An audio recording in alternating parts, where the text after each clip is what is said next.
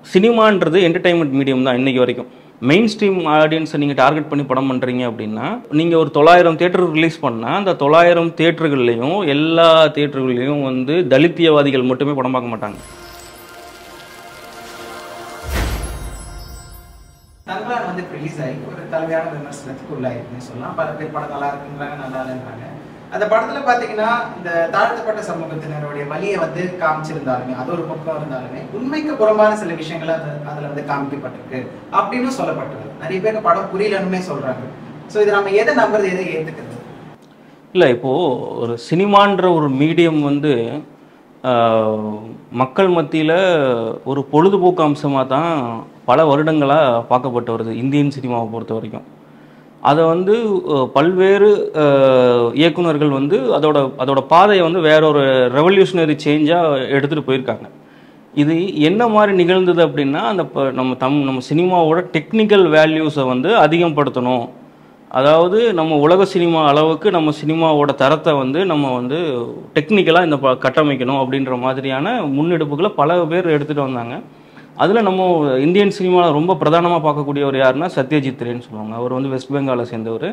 இந்தியாவிலே முதல் ஆஸ்கார் வாங்கினது அவர் தான். வாழ்நாள் சாதனையாளர் அவார்டு இப்போ மரணப்படுக்கையில் இருந்து அவர் வாங்கினார். இதை எதுக்கு நான் சொல்ல வரேன் அப்படின்னா, ஒரு மாற்று சினிமா அப்படின்னா அந்த படம் வந்து ஒரு குறிப்பிட்ட மக்களோட வழியை சொன்னா தான் அது மாற்று சினிமா. இல்லை ஒரு மெயின் ஸ்ட்ரீம் சினிமாவோட தாண்டி பேரலல் சினிமாவுக்கு ஒரு படம் வந்து வேறு மாதிரியான ஒரு கிளாசிஃபிகேஷனுக்குள்ளே வருது அப்படின்னா அது வந்து அதான் சொன்ன மாதிரி இப்போ நீங்கள் சொன்ன மாதிரி அந்த தலித்துகளுடைய வழிகளை சொன்னா தான் அது வந்து இருக்கும் அப்படின்ற மாதிரியான ஒரு எண்ண ஓட்டங்கள் சமீப காலமாக தமிழ் சினிமாவில் வந்து பெரிதும் பேசப்பட்டுட்டு வருது. அதுக்கு காரணம் முக்கியமான 2 டைரக்டர்ஸ். அவங்க ஒன்று மாரி செல்வராஜ், இன்னொன்று பா ரஞ்சித். இவங்க இப்படி சொல்கிறது வந்து தப்பான்னு கேட்டால் தப்பு கிடையாது.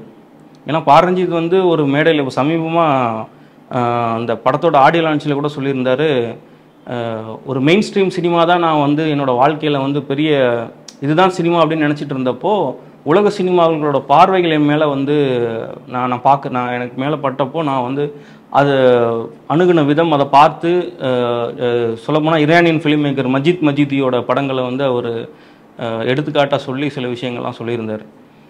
இந்த மஜித் மஜிதி பார்த்து இவங்க இன்ஸ்பயர் ஆகி இந்த படம் பண்ணியிருக்காங்களா அப்படின்னு கேட்டால், இன்ஸ்பிரேஷனுக்கும் இமிட்டேஷனுக்கும் நிறைய டிஃப்ரென்ஸ் இருக்குது. இப்போ இன்ஸ்பயர் ஆகி படம் பண்ணுறதுனால தப்பு கிடையாது. இவங்க என்ன பண்ணிட்டாங்க அப்படின்னா, மஜித் மஜிதியோட படங்கள் சில்ட்ரன் ஆஃப் ஹெவன், அப்புறம் வந்து பேரடைஸ்னு ஒரு படம் இருக்குது. இந்த படங்கள்லாம் நான் பார்த்து டைட் சரியாக எனக்கு ஞாபகம் இல்லை. இந்த படங்கள் எல்லாம் பார்த்தா அங்கே இருக்கக்கூடிய மக்கள், அதாவது ஏழை மக்கள், விளிம்பு நிலை மக்கள் வந்து அவங்களோட லைஃப் ஸ்டைல் எப்படி இருக்குது அப்படின்னு சொல்லி படம் பார்க்க. அதுவும் மஜிதின்ற டைரக்டர் வந்து பார்த்தீங்கன்னா இங்கே இருக்க மாதிரி இவங்களுக்கு சொஃபஸ்டிகேட்டடான ஒரு ஃபிலிம் குரூவோ இல்லை இவ்வளோ பெரிய ஸ்டார் கேஸ்ட், அதாவது இந்தியாவோட டாப் ஆக்டரான ரஜினியே வந்து வச்சு டைரக்ட் பண்ணுற அளவுக்கு அவர் அவ்வளோ ஒரு ஃபெமிலியரான டைரக்டர் வந்து அவங்க நாட்டில் கிடையாது. அவர் வந்து ஒரு டெம்போ ட்ராவலர் இருக்கும், அதில் ஒரு 4 ஆர்டிஸ்ட்டை ஏற்றிக்குவார், கேமரா டீம் எல்லாம் மொத்தமாக சேர்ந்து ஒரு டெம்போ ட்ராவலர்லேயே போய் படம் பண்ணுவாங்க. அப்படிலாம் பண்ணி அவர் உலக லெவலில் பேசப்பட்டார்.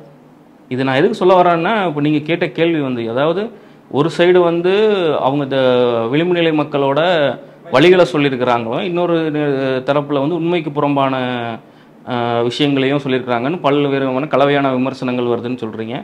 இந்த பர்டிகுலர் பாயிண்ட்டை நம்ம எப்படி பார்க்கணும் அப்படின்னா, சினிமான்றது என்டர்டைன்மெண்ட் மீடியம் தான் இன்னைக்கு வரைக்கும். நீங்கள் மெயின் ஸ்ட்ரீம் ஆடியன்ஸ் வச்சு மெயின் ஸ்ட்ரீம் ஆடியன்ஸை டார்கெட் பண்ணி படம் பண்ணுறீங்க. நீங்கள் கொட்டுக்காளி மாதிரியோ இல்லை அவர் எடுத்த கூழாங்கல் மாதிரியான ஒரு படங்களுக்கு ஒரு ஃபெஸ்டிவல் மூடுக்கு படம் பண்ணல. மெயின் ஸ்ட்ரீம் ஆடியன்ஸை நீங்கள் டார்கெட் பண்ணி படம் பண்ணுறீங்க அப்படின்னா, இங்கே நீங்கள் ஒரு 900 தியேட்டர் ரிலீஸ் பண்ணால் அந்த 900 தியேட்டர்கள்லையும் எல்லா தியேட்டர்கள்லையும் வந்து தலித்தியவாதிகள் மட்டுமே படம் பார்க்க மாட்டாங்க. சில பேருக்கு தன் ஜாதி மேலே பற்றுள்ளவங்களும் இருப்பாங்க, சில பேர் ஜாதி பெருமை பேசக்கூடியவங்களும் இருப்பாங்க. அவங்களுக்கு பொழுதுபோக்கு மீடியமாக ஒரு தியேட்டர் இருக்கும். ஒரு ஞாயிற்றுக்கிழமைகளில் அவங்க தியேட்டரில் போய் படம் பார்க்கணும் அப்படின்னா பலதரப்பட்ட மக்களும் முகம் சுளிக்காத அளவுக்கு படம் பண்ணணும். அதுதான் ஒரு ஃபிலிம் மேக்கரோட ஒரு நோக்கமாக இருக்கணும். இது சொல்கிறாங்க தங்களான் படத்தில் இந்த மாதிரியான உண்மைக்கு புறமான காட்சிகள்லாம் இருக்குதுன்னு சொல்லிட்டு. இது வந்து ஒரு ஆரோக்கியமான சினிமாவுக்கு வழிவகை செய்யுமா அப்படின்னு கேட்டால் கண்டிப்பாக செய்யாது. ஏன்னா தமிழ்நாட்டிலே அதிக பர்சன்டேஜ் உள்ள கம்யூனிட்டிகள் தலித்துகளை தாண்டி நிறைய பேர் இருக்கிறாங்க. அவங்களெல்லாம் நம்ம வந்து புறம் தள்ளி விட்டு அவங்கள வந்து நம்ம அக்யூஸ் பண்ணிவிட்டு நம்ம படம் பண்ணியும் இங்கே வந்து பெரிய லெவலில் சாதிக்க முடியாது. ப்ரொடியூசருங்க எப்படி நம்பி பணம் போடுறாங்க அப்படின்றதும் தெரியல. ஒருவேளை இந்த அரசியல் சூழ்நிலைகளை வந்து ஏதாவது ஒரு பதட்டமான சூழ்நிலையை உருவாக்கி அதன் மூலிமா இவங்க என்னதான் பண்ணி வச்சுருக்காங்கன்னு பார்க்குறதுக்காகவாவது மக்களை வந்து உள்ளே கொண்டு வரணும் அப்படின்ற மைண்ட் செட்டில் இவங்க பண்ணுறாங்களா என்னன்றதும் படம் எடுத்தவங்களுக்கு தான் தெரியும்.